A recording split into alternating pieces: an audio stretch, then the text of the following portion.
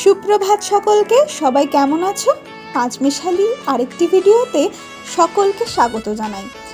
আমি মিশো থেকে আনিয়েছিলাম আমার ঠাকুর ঘরের জন্য কিছু প্রোডাক্ট, সেইগুলো চলো আজকে তোমাদের সাথে আনপ্যাকড করব। দেখো, প্রথমেই আমি আনিয়েছিলাম আমার ঠাকুর ঘরের দেওয়ালের জন্য একটা ওম এর স্টিকার। প্রথমে তো আমার দেখতে খুবই ভালো লেগেছিলো, আমি ভেবেছিলাম এটা একটভাবে আসবে, কিন্তু এটা এসেছিলো অনেকগুলো পিসে। এইভাবে আমি প্রথমে ভাবছিলাম যে আমি এটাকে কিভাবে সেট করব, ঠিকঠাক হবে কি না। দেখো, প্রতিটি পিসের সামনে কিন্তু এরকম মিরর আছে, আর পেছনে আছে দেওয়ালে স্টিক করার জন্য আঠা।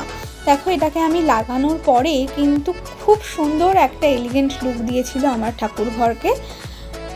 তারপরে আমি ঠাকুর ঘরের জন্য নেক্সট যেটা নিয়েছিলাম সেটা হচ্ছে ধুনোদানি বা কর্পূরদানি, যেভাবে তোমরা পারবে সেভাবে ইউজ করতে পারো এটাকে। এটাও কিন্তু খুব খুব খুব সুন্দর এসেছিলো, আমার কিন্তু খুবই পছন্দ হয়েছিল। এর মাথার নবটা এবং হ্যান্ডেলটা ছিল কাঠের, বাদবাকি পুরো বডিটাই ছিল মেটালের। তো আমি এটাকে এইভাবে ধুনো দিতে ইউজ করব বলে নিয়েছিলাম আমার ঠাকুর ঘরের জন্য। এটা খুবই কিউট দেখতে এবং খুবই কাজের।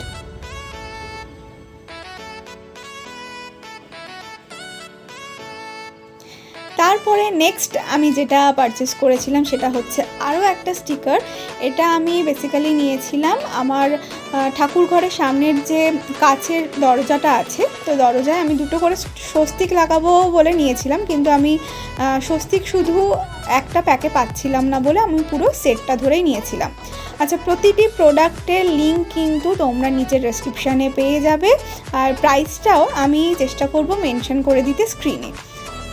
আচ্ছা, তারপরে আমি নেক্সট যেটা নিয়েছিলাম সেটা হচ্ছে ঠাকুরের জন্য কয়েকটা সিংহাসন বা আসন, যাই তোমরা বলতে পারো। এটা কিন্তু ছিল পুরোটাই মার্বেল ডাস্টের, মার্বেলের ওপরে ছিল এটা প্রিন্ট করা, এবং কিছু ছোট ছোট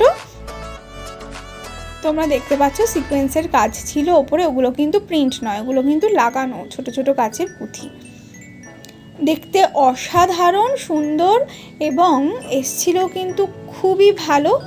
আমি আমার জগন্নাথ দেবকে বসানোর জন্য এই সিংহাসনগুলো আনিয়েছি। আজকের ভিডিওটা ছিল এই পর্যন্ত। এই ভিডিওটি ভালো লাগলে অবশ্যই লাইক, শেয়ার, সাবস্ক্রাইব করে চ্যানেলটির পাশে থাকতে ভুলো না।